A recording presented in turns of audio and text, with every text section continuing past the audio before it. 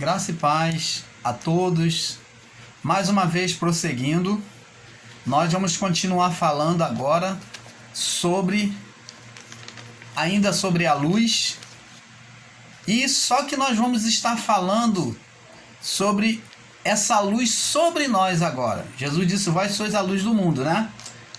Então nós vamos falar agora daqueles que têm a luz, que são portadores da luz, que somos nós, iluminados por Cristo. Então vamos falar agora da iluminação de Cristo em nós. Jesus, uma certa feita, ensinando, ele disse que são os olhos a lâmpada do corpo. Se os teus olhos forem bons, todo o teu corpo será luminoso. Se os seus olhos forem maus, todo o teu corpo andará em trevas. Observe, amados irmãos, que a luz tem que estar em nós com olhos iluminados. Imagine nós vermos uma pessoa com os olhos iluminados, como se fosse duas lâmpadas nos seus olhos. Jesus usa uma forma simbólica para descrever um ser que transmite luz, mas ele fala que esse ser tem que ter olhos iluminados para ele mesmo. Ele fala para os discípulos: vós sois a luz do mundo. Mas agora ele vem dizer que se seus olhos forem bons, todo o teu corpo será iluminado. Se porém seus olhos forem maus, todo o teu corpo estará em trevas. Então nós temos que ter essa luz própria em nós, para nós mesmos, para a nossa própria vida. E como que é essa luz? Essa luz é o Evangelho da graça. É o Evangelho pregado por Paulo. É a luz que vem desvendar todos os mistérios de Deus para nós. Como eu disse aqui um certo momento, Jesus estando conversando com os discípulos, falando de muitas coisas, Jesus prosseguiu em determinado tempo e falou assim: olha, antes de subir para o Pai, antes de ser entregue, quando estava prestes a ser entregue à crucificação, Jesus conversando com eles acerca do que aconteceria, Jesus disse: olha, muita coisa vos tenho para falar, mas eu não posso falar agora porque vocês não podem suportar. Vocês não estão preparados para suportar aquilo que eu tenho para vos falar. Mas vocês saberão. E então agora, através de Paulo, que no judaísmo se chamava Shaul, e no meio romano conhecido como Paulo, ao recalcitrar contra os cristãos naquela época, teve um encontro com essa luz. Essa luz veio e atingiu os olhos de Paulo. Uma forte luz sobre os seus olhos. E aquilo dali, aquele acontecimento, amados irmãos, era uma coisa profética que Deus estava fazendo ali. Era aquilo que Deus estava fazendo não só por fora, mas por dentro de Paulo. Ele recebeu aquela forte luz que lhe deixou cego na sua forma natural de enxergar. E a partir daí foi transformado num novo homem. Paulo recebeu a partir daí a iluminação de Deus. Após isso, ele teve um arrebatamento dos sentidos e foi ao terceiro céu. Ele ouviu e recebeu de Jesus todo aquele esclarecimento da graça. aquilo que Jesus disse, muita coisa ainda vos tem para dizer, mas vocês não podem suportar agora.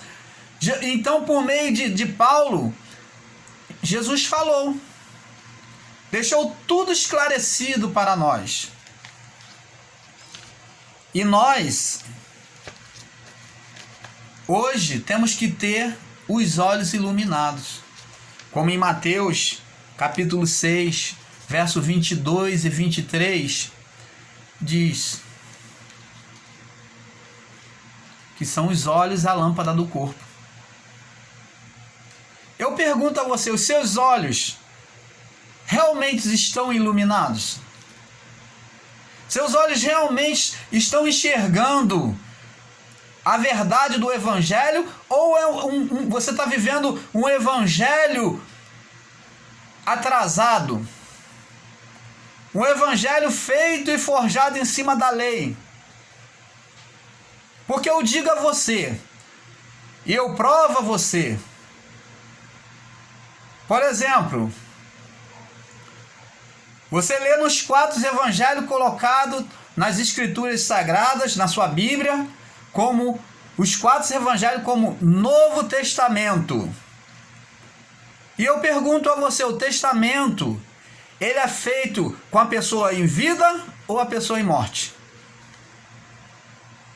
Como que os evangelhos de Mateus, Marcos e João, Mateus, Marcos, Lucas e João pode estar como Novo Testamento se Jesus ainda estava vivo? O testamento só é feito a partir da morte do testador. Ele só é validado a partir da morte do testador. E Jesus estava vivo ali para eles. Por isso eles escreveram, eles puderam testemunhar. Mas o Novo Testamento, ele não começa com Mateus, Marcos, Lucas e João. Ele só começa a partir de Atos dos Apóstolos. A partir da morte de Jesus na cruz, o testador. Você está vendo como nós fomos enganados? Você está vendo como as pessoas têm sido iludidas durante vários anos, durante gerações? E o seu líder faz o que quer com você. Sabe por quê? Porque você não busca na palavra de Deus. Porque você não busca entender as verdades de Deus. Você é igual aquela ave no seu ninho, aquele filhote que os seus pais, né, vai lá e gorjeteia na sua boca, vomita lá, e você tem comido, tem engolido. Você está sendo igual uma ave nascida no seu ninho que está comendo comida vomitada na boca. E por isso você tem sido uma pessoa que poderia ser muito mais feliz na presença de Deus. Porque eu considero que a pior coisa que tem é você julgar que está servindo a Deus de maneira perfeita. No entanto, você está sendo escravo do sistema. Você está sendo iludido. O Deus Criador, Ele é único, há um só Deus. Eu não nego que você tem servido a Deus, você tem buscado a Ele. Mas a forma que você tem buscado, a forma que você tem buscado adorar, a forma que você tem buscado compreender quem é Deus, porque quem não compreende quem é Deus e o que Deus pede de ti, não pode adorá-lo perfeitamente. Como que você vai agradar uma pessoa se você não conhece a Ele e a sua vontade de maneira perfeita? Você tem que saber quem é a pessoa e do que ela gosta. É como uma recepção que você faz dentro do seu lar. Você, quando recebe uma pessoa, você primeiro conhece ela, né? Quando foi apresentada. E então, a partir daí, você começa a desprender e a servir ela naquilo que você já sabe que ela gosta. E você começa a querer agradá-la. E assim é Deus. Deus, para estar vivendo a sua vida como templo do Espírito Santo, para que o reino de Deus seja manifesto através da sua vida, você precisa conhecê-lo de maneira perfeita e não de maneira aleijada e defeituosa como o sistema tem apresentado para nós. Você tem conhecido Deus como um ser manco, como um ser defeituoso, um ser aleijado. É esse Jesus que tem sido apresentado no sistema religioso. Um Jesus defeituoso, um Jesus que maltrata, um Jesus que coloca o diabo em cima de você, que você não pode errar, que você vai ter um ser que vai te castigar. Que na verdade, quem imputa a maldição sobre os seus membros são eles mesmos, são seus próprios líderes, e não Deus. Porque esse diabo não existe. Esse diabo é a nossa própria carne.